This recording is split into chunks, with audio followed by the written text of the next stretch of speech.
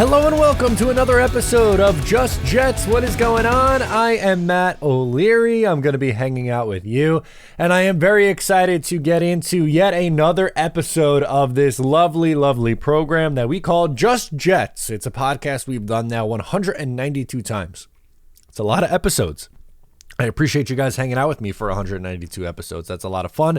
We're going to hop into two narratives the Jets have to kill. We got post-bye week struggles and some SOJ narratives, and I'll explain what that means momentarily, and your voicemails. But before that, gentlemen across the nation, I have an urgent message for you. This episode is brought to you by Manscaped. The brand that took your balls to space is now launching them into the Ultrasphere, introducing the Lawnmower 5.0 Ultra, featuring a new cutting-edge design and next-generation dual skin-safe blade heads for different shaves. It's pretty much a spaceship to take your boys downstairs to the next level. Join the 9 million men, that's right, 9 million men worldwide who trust Manscaped with the brand new Lawnmower 5.0 Ultra by going to manscaped.com, pick it up, use my promo code JETS20, that is JETS20 for 20% off and free shipping. High tech for low prices. That's our friends over at Manscaped, so be sure to check that out. All right. I am excited to hop into today's episode and get into a bunch of things with this team as we are now post-bye week. We are heading into Giants week. More on that in a little bit. But I want to start with specifically something just absolutely that shook me to my core when I saw this statistic. But the New York Jets, after the bye, are horrific in the week that they return. Now, I want to make this clear that just because something has happened in the past does not mean it is necessarily going to translate in the future. A few things jump out to me. One, coaches change, so it's hard to hold habits that other coaches have, had to this coaching regime and things like that. But moral of the story, we'll just look at the last 10 years. You can go back further. It doesn't get much prettier. But in the last 10 years, 1-9 in the week coming out of the bye. Their last win, though, against an NFC East opponent was in 2015 against the Washington, then Redskins, now Commanders. And that was the last time the Jets won coming out of the bye. That was the last time the Jets had a winning record, finished their season with a winning record. So maybe things will change this go around. And specifically in the Robert Saleh era, which I think that is the one that we have to really, really focus in on. And I know it's kind of fun to go back and look and be like, oh, well, this is something that this team has struggled with for a long time now, going back to 15 years ago. So, well, Saleh's been here for 3, so I don't know how that's on him. And this quarterback has been here for 3, so I don't know how that's on him. But I understand that, history gets roped together, but, not necessarily always the wisest of things to do. But with the New York Jets, so far, they've had 2 very different stories coming out of the bye. 2 very, very different stories. One was a 54-13 loss to the New England Patriots in New England. And both times happened up in New England. So if you didn't remember what the last time the Jets did out of the bye last year, well, unfortunately, you're now reminded of that, unfortunately. But so one time was a game where their rookie quarterback got injured. Mike White had to come in and threw a bunch of interceptions.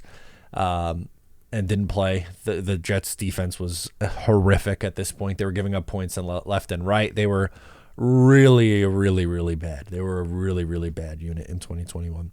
A 54-13 game.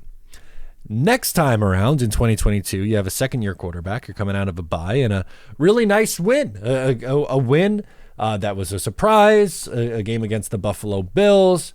And then you go into the bye feeling pretty good. All right, you're back on track after, the week prior to that. You had a 3 interception performance against the Pats. And you're like, all right, well, Zach bounced back a little bit against Buffalo. He played a clean game. That's a good sign. Okay. Bye week, refresh. Great. All right. Going into this New England game, and they lose 10-3 in what was probably on a very short list of Jet games that will stand out in my memory for way, way too long. That was one that sets back the sport decades, right? Like 3-3 going into essentially the final play of the game where you get a walk-off punt return for a touchdown. Horrible. Braden Mann stunk in that game with that punt.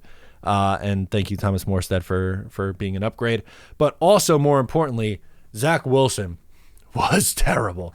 He was really bad in that game. And he didn't have an interception. I get that. But threw for 77 yards and had a completion percentage under 50%. It was in the 40s. He was really, really bad. So what version are you going to get this go around? That is the key, right? We're all trying to figure out what version of the New York Jets are you going to get coming out of the bye week.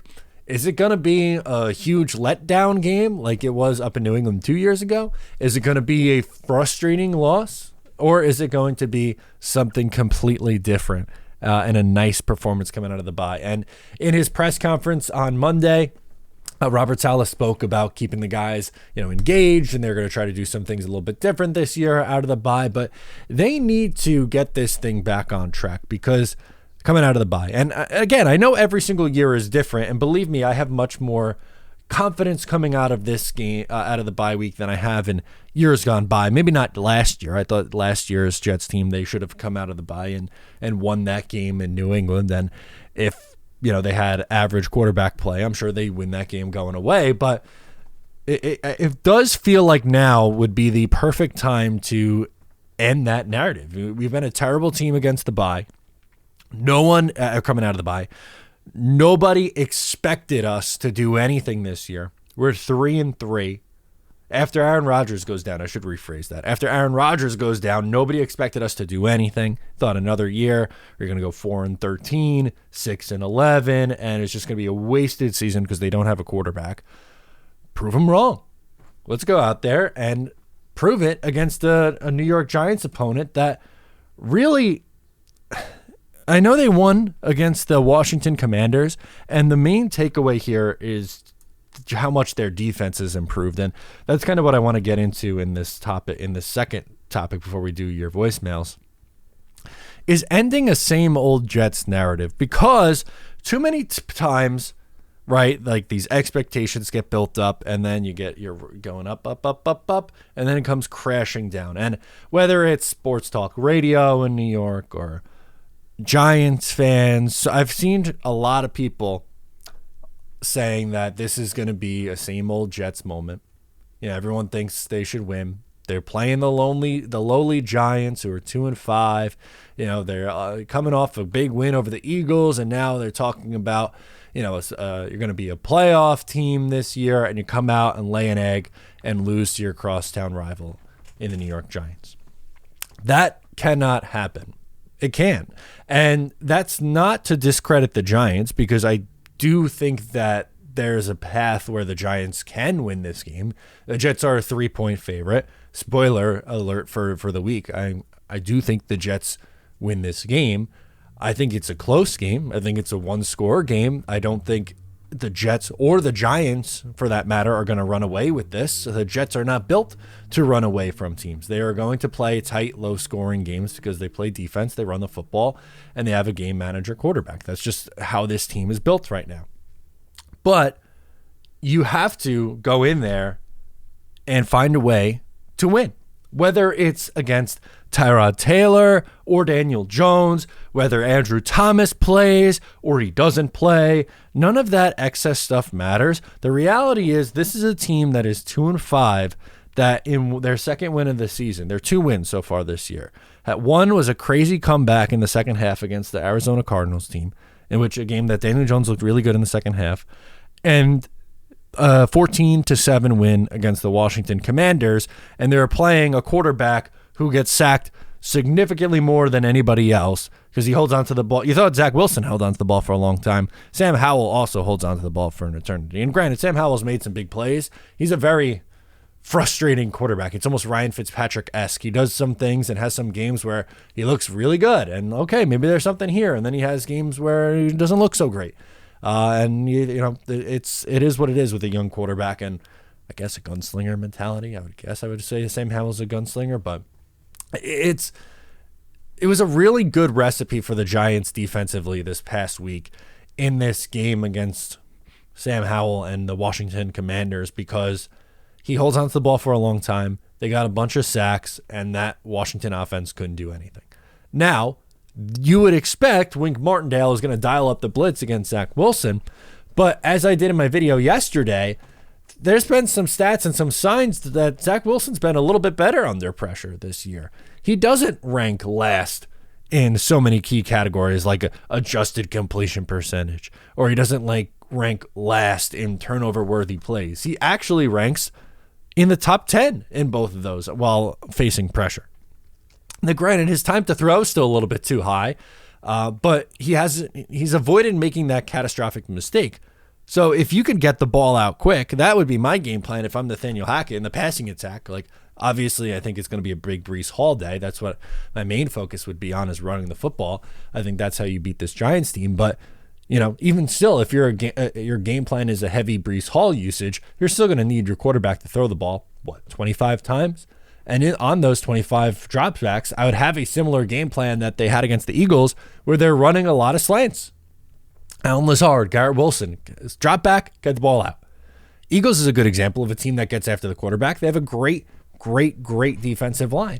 And Zach Wilson did enough in that game where he wasn't amazing. He wasn't horrific.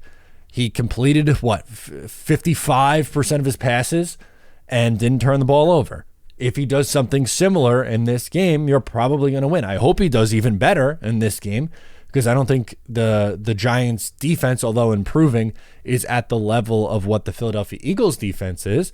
But there's a really big spot here for this quarterback, this coach, and this organization to just say, we're not the same old team.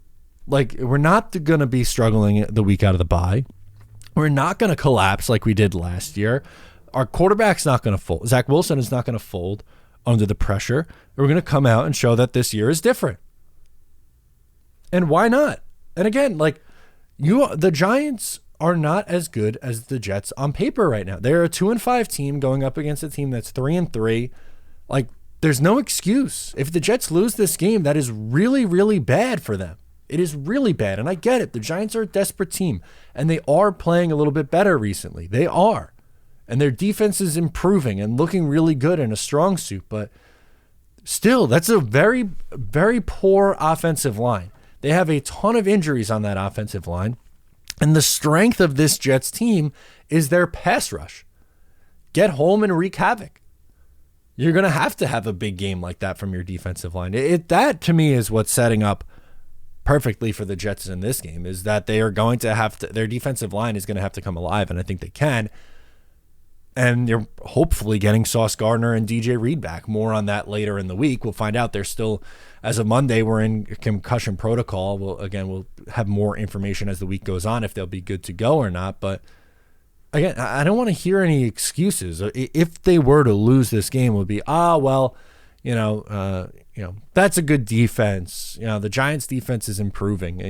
They're a hot team right now. They played well in Buffalo, and they, beat a division opponent at home. I don't want to hear that. If the Jets lose this game, it's totally on them, because they are a better football team, and it would be that they were playing down to their opponent, and that would be a major, major red flag for the rest of the year. And you got to take it one game at a time. I understand that. They have the Giants and then the Charger game that we'll be at. So if you don't know, by the way, talkingjets.com. Myself, Ryan Greenbean, will be at the Jets-Chargers game Monday Night Football with Tailgate Joe before the game. Limited tickets available still at this point. And then a game against the Raiders. These are three very, very winnable games. And if you can win these games and set yourself up against two key games in the division, against Buffalo and then Miami, you're still very much alive in the mix. As crazy as that might sound, you're in the mix in the AFC East. You're a game and a half out of first place. You're a half a game back from the Buffalo Bills. It starts this week. You have to take care of business this week. But if we want to have the conversations about this team being a playoff team, which I think we do, because I think this team is talented enough to have to be a playoff team, and I do think that they have the capability to get to that point. It starts now, and that's really the point that I wanted to make here, is that you have to kill these two narratives and make it start now. You can't be that bad team coming out of the bye. You can't fall apart in the second half, and you can't go, oh well, typical Jets. They lost this game. Oh well, F that. Seriously, this is a better team than what we have seen from in the past. And I, for one, really hope that changes for this team going forward. Let's get into your voicemails on this lovely program. We are going to start things off. We'll go out to Seattle, where Matt is calling in, and he wants to talk about Zach Wilson, and he wants to talk about the Giants game. Hey, Matt. It's Matt from Seattle. What's up, dude? I just want to say, how about Zach Wilson, huh? This guy last year couldn't even complete a pass 5 yards down the field. Now we need Nathaniel Hackett to let this guy rip it, because he is making some throws. He's got some confidence. We got weapons. We just got to let this man cook a little bit more, don't you think? I hope you're enjoying the bye. Thank you. Go Jets. Looking forward to absolutely dogging the Giants coming out of the bye. That's all I got. Have a good one, man. I don't know if I'm going to say dogging the Giants. I think the Jets should, as I just said, I think they should beat the Giants. They're going to play this team. They're going to play this team tight. They're going to play all their games tight. I think it's going to be. I don't know what the line is for the point total in this game. Just Giants point total, because I would think the under would be the way to go. That would be my feeling on it. It's 36.5. I definitely would feel like the under is the play here. I think you're looking at a 19-10 game, something like that. I don't see the Giants offense doing very much, because they just haven't yet this year. They have looked a little bit better with Tyrod Taylor, and I like Tyrod. If you followed me for a long time, you know that I'm a big Tyrod Taylor supporter. But they've scored 0, 31 in a win, 12, 3, 16, and you had a pick 6 in that game, in the 16, mind you, 9, and 14. So they've struggled to score points and are playing a good defense. Now, the Jets struggled to score points, so I'm not going to say that this is going to be a 30-10 game. No, I don't see it that way. 19-10, 20-16, maybe, something like that. I think we're going to be looking at a low-scoring game. But as for Zach Wilson, yeah, he has looked more confident, and the accuracy is improved. If you look at, he's middle of the pack in most of the, adjusted completion percentage stuff, which factors in things like drops, which have been a factor for this team, unfortunately. Randall Cobb dropping 40% of the passes thrown his way right now. Allen Lazard had a bad drop in this game most recently against the Philadelphia Eagles. Frustrating stuff, but happens, and something that a quarterback has to deal with. But for Zach, yeah, I think you have to take, in this game against the Eagles, they took that deep shot to Garrett Wilson.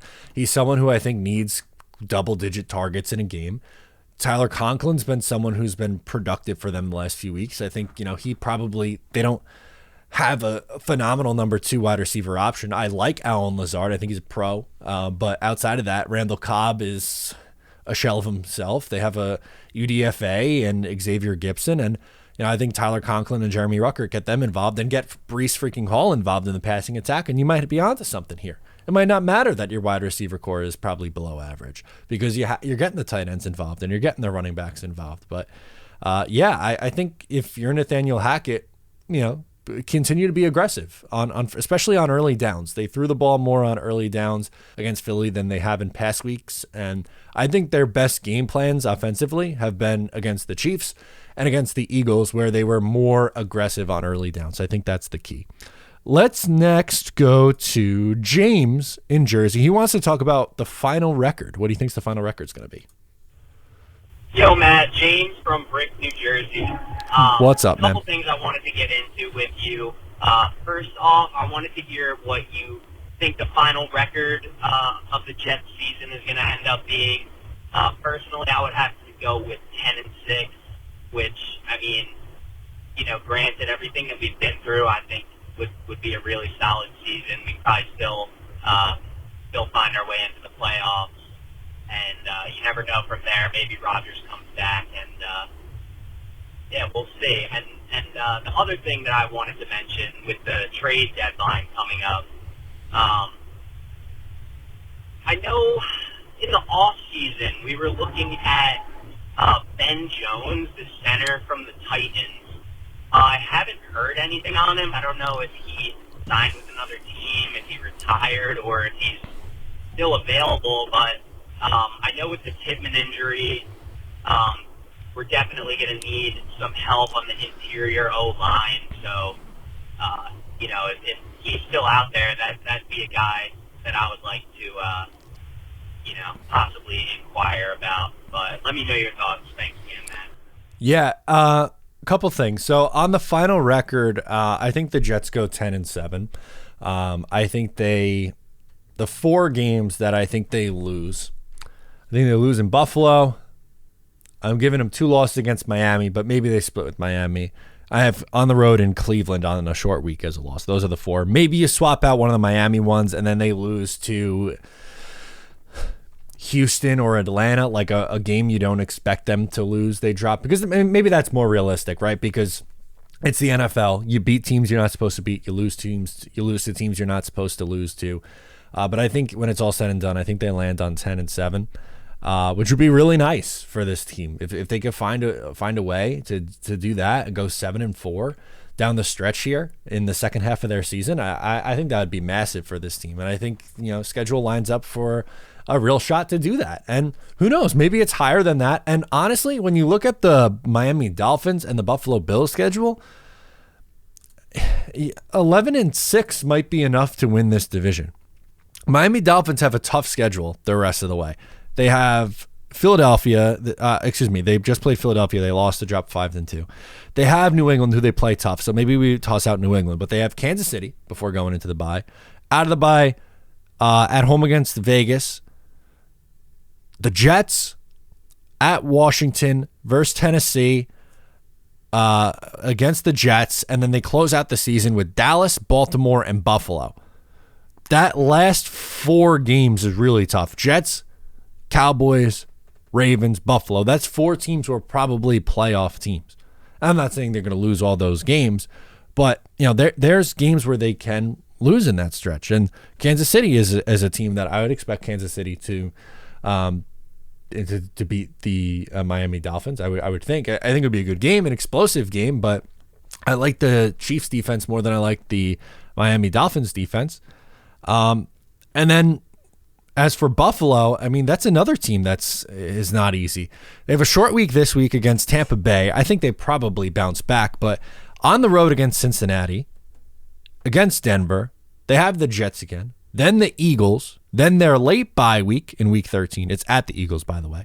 But week 11, home against the Jets. Week 12, at Philadelphia, bye week, then at Kansas City, versus Dallas, at the Chargers, versus New England, and at Miami. So that's a really tough stretch. The Jets got a lot of their tougher games out of the way in the start, where Buffalo and Miami, specifically Miami, they have had a much easier start to their season. So it's going to be a challenge for those teams. So I do think the Jets would be alive in the potential AFC East. I really do. Let's go to Constantine up next. He's calling in from Pennsylvania, and he wants to go over the upcoming schedule. Cool, let's do it. Hey, Matty, my brother. It's Constantine from PA. What's up, man? Just wanted to kind of chime in. Right now we're on a bye week, and that's good for our team. It's going to give some guys time to heal, give us some perspective on how we're going to approach the rest of the season. I'm thinking we got the Giants next. We should take care of business with them. The Chargers, I don't know. What do you think? I haven't really seen much from Herbert this year, and I think he's going to be running for his life when it comes to that Jet defense coming after him. So I'm not expecting much from them either. The Raiders are a total shit show. Devontae Adams doesn't even want to play for them anymore. So we could be looking at a possible 3-game winning streak. Yeah. Now, going into Buffalo, again, I'm going to ask you, and I'm going to pause for a second. What is there to be afraid of? Ooh. Buffalo has shown that there's a lot of chinks in their armor, and that their record's 4-3. When we beat the Giants, we'll be 4-3. So I guess what it comes down to is when we play the Dolphins on November 24th, that might be for the division. That might be who's going to take the crown in the AFC East. Now, I want to be optimistic and I want to be fair. And I want to say that what if this scenario plays out that, okay, we get that 3-game winning streak, we beat Buffalo, we play Miami, we beat them, we win a division, and all of a sudden Aaron Rodgers is on his way back. It's almost like the hero comes to town riding on that horse. I like that. Ready to gunsling and clean it up. So I'm looking very optimistic about the rest of our season. And I think I have to give some more credit to Zach. Is this the for same the way Constantine? He's been able to hold it up. I just hope he could continue to do so. I'm not asking him to do too much. But please, let's address the red zone. Yeah. What do you say? We get in the red zone. Let's get 50% output out of that red zone. Let's get at least 50% of our red zone possessions, either touchdowns or field goals. Let's get points out of them. Let's not just walk away empty-handed. And I think we're going to do good. So, to you, my brother, thank you for everything you do for us. Us Jet fans love you. Thank you. The diehards appreciate you. And once again, Jets, Jets. Let's.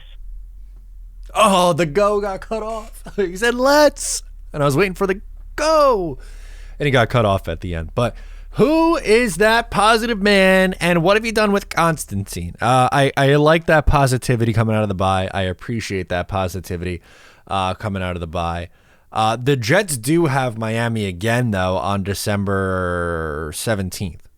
So that's on the road in Miami. But November 24th will be a big game. I think Week 12 is still way too early to say for the division. Unless you meant for the division lead at that time. It's certainly possible that could be the case. But I went through the schedules a little bit. There's some tough games remaining. Miami still has to play Kansas City, the Jets twice, Dallas, Baltimore, Buffalo again. That's 6 tough games there. Again, not saying they're going to lose all 6 games. I think that's incredibly unrealistic, but that's a tough 6-game stretch no matter how you slice it. And the Buffalo Bills have Cincinnati, who seems like they're getting right, the Jets, Eagles, Kansas City, Dallas, and Miami. Again, to close out. And that's 6 games. So I don't know if the Jets have 6 more tough games left. I'm not saying they're going to only lose, the 3 tough games that they have remaining. They're probably going to drop other games, but Jets' tough games that I would put in is the 2 against Miami, 1 more against Buffalo, the game against Cleveland. Those are the Jets' 4 toughest games left remaining on the schedule. They could do some damage. I hope they do. That'd be really, really exciting. Really exciting stuff. Let's go to Joe in Oceanside, and thanks again, Constantine, for the positivity and the love at the end. I appreciate it. Joe in Oceanside wants to talk red zone. All right, this is a popular one. Hey, Matt, how you doing? Joe from Oceanside, Long Island. Listen, I want to talk about the Jets' red zone efficiency. Sure. So here's my thought, right? The Jets, their worst struggle is obviously in the end zone, right? The red zone. And we know clearly by watching the tape that the main reason is that Zach Wilson is having trouble reading the progressions. He's only looking at the first read. Obviously, he's releasing the ball too quick. And he's not given time for the plays to happen. So why don't the Jets introduce a red zone package Just like teams do with a gold line package, just like teams do with a third down package, like the Eagles with the tush push. Why don't the Jets, once the ball reaches the opponent's 20-yard line, they bring in a red zone package, they take Zach Wilson out, they bring in either Boyle or Trevor Siemian, whoever can read the field better, and execute the plays. These next 3 games are critical for the Jets. Okay, against the Giants, against the Chargers, and against the Raiders. If we win these 3 games, we are putting ourselves in great position for playoffs and also possibly to win the division. Egos have to go aside. You hear the Jets say it all the time about team is first, what's ever better for the team as a whole. Well, this is what's going to help the team. You tell Zach Wilson, we're not going to go out and make a trade for a quarterback. You're our guy. But we're going to install this red zone package. We're going to take this pressure off of you. We want to score touchdowns, not 3 points. Anyway, that's my thought. I'd love to hear what you say, what you think about it, and always go Jets. And sign Huff. Bye. Thank you. Yeah, I mean, the first half of, I think maybe getting more creative in the red zone, for instance, something we saw Mike LaFleur do well. With the Jets' red zone struggles, they would get some end arounds. You had the Braxton Berrios touchdown pass to Zach Wilson against Pittsburgh. If you want to do stuff like that, maybe it's an Xavier Gibson touch. It's a screen pass to Garrett Wilson. It's direct snap to Breece Hall. It's Breece Hall lined up as a wide receiver. I don't think taking Zach Wilson out of the game is the best way to give him confidence in that spot. Be like, hey, you're good 20 to 20, but inside the 20, no good. I understand the red zone has to get better. Right now, they are last in the NFL, 29.4% in touchdowns when in the red zone. The Miami's the best at 77.8%. League average is 54.5%. If the Jets can get to, I don't know, closer to 50, that would be ideal. Right now they are just really, really, really bad. They're better at home. At home they're 45%. On the road is 0%.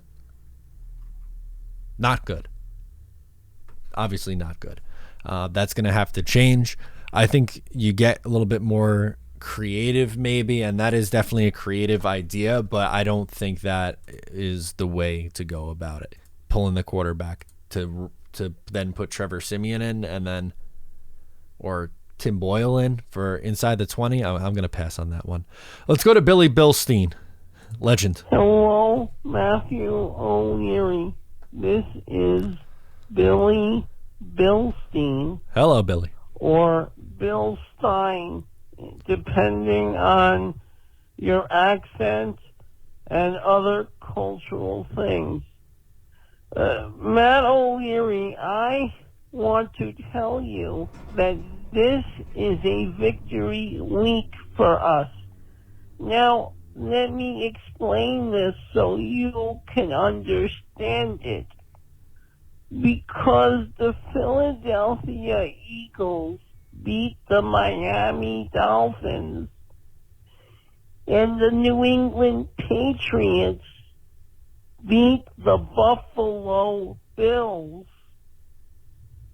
this is all good for the Jets as far as the division race and possibly a wild card. You see, because they lost, we're closer to them in record now. If we win our games, we can now win the division. So it helps us that they lost those games. That's we true. still play Miami twice and Buffalo. I think we can beat Buffalo. I really do, Matthew O'Leary. And I think that if we split against Miami, we have a real opportunity to win the division. What do you think? Bye. Awkward to end these calls. Billy, classic. I do think that. Look, I think the Jets are going to go 10-7, but I think 11 wins probably gets you the division, or at least a tie. I think with some of the Bills' struggles, and Miami with a tough schedule, I don't think either one of those teams are going to go on some run and be a 14-3 or 13-4 team. They're both good teams and are both teams that I think are going to end up in the playoffs this year. But I do think the Jets are in the mix for the division, and I do think that the Jets can hang with any one of those teams. With any team remaining on the Jets schedule, you feel like they can hang with them because of how good that defense is. That's not to say they're going to beat every single team that they play. That is completely unrealistic. But they are winnable games. There is a path to victory against those teams. So the Jets did it already against Buffalo in week 1. They played them tough up in Buffalo last year. There is no Matt Milano, who absolutely kills the Jets. He kills everybody, but specifically the Jets, it feels like. They're banged up in the secondary. Now Miami's getting some reinforcements back, which is a good thing, but we'll see how the Jets can handle that explosive offense. And we saw a really good physical defensive line do some damage against that unit. And hopefully they'd be able to do it again. The Jets being that. And I'll take a split with Miami. Absolutely. Sign me up. Find a way to make the playoffs. That's my goal. We're going to close out. We're going to go to PG from Long Island. Wants to talk about this being a litmus test for the Jets. Hello, Matt. How are you? It's PG from Long Island. Good. Coming off the bye week, I'm looking at this Giant game as a real kind of a test, kind of a, see where we are as a team. The Giants, as bad as it played, they have a very good defense that's coming alive. So this is going to be a good test to see how our offense can stack up. I think it's going to be a good test for the coaches. I think we're a more talented team. But again, Giants really have nothing to lose. More pressure on the Jets. I think that it's going to come down to turnovers, which it always does, but also coaching. And I'm interested to see what the Jets do out of the bye week. Do you get more touches for, Gibson? Do you get more touches for Rucker? Do you get a little more creative players? Hate to hop on the same theme with the offensive coordinator, Hackett. But really, this is not a give-me game. It's a game we should win. But it's, again, I feel a good test, kind of a litmus test to see where we are as a team and as an organization. Want to get your thoughts on that. All right. Yeah. Thanks, Matt, and go Jets. I love it. I think this is 100% the truth. I think it is a good test. If this team wants to be taken seriously as a playoff contender, come out and take care of business against the Giants team. And I'm not saying you got to win 40-6. That's unrealistic too. But go out there and find a way to win. Do it. Play good defense, run the football, have Zach Wilson do enough, find a way to win the game 2013. There you go. It counts. It all counts the same. At the end, they're just looking at your win and loss total. It's not style points. I mean, style points helps, but I'm with you. I would love to see more Jeremy Ruckert involved in the offense going forward. I would love to see them continue to pass the ball on first down a little bit more. I'm not saying throw Zach Wilson 40 times a game. That's not a recipe for success, but can you throw him 30, 35 times a game? Yeah, I think that's realistic and sustainable. I think that's a good way to go about it. And again, if this team is legitimate, I think that they will and can take care of business against the Giants and these next few games here. You have a good spot. You have an opportunity to set yourself up to be to have a winning record going into those two games against the Bills first, and then the Miami Dolphins. Those are 2 huge games. I would love for them to be 6-3. That's my goal. My goal for them is to be 6-3. But absolute worst, 5-4. That you have to set yourself up for a good chance and a good run at the second half of the year. I'm excited for the second half of New York Jets football and spending that time with you. If you enjoyed the episode, please make sure to subscribe wherever you get it, on YouTube or in audio form. A subscribe is a big help. A simple like really goes a long way. It helps the algorithm. It helps us reach more people, which is the goal. I want to continue to grow this thing, and I can't do this without your support. I really, really appreciate it. Thank you so much. My name is Matt O'Leary, and I'll catch you next time.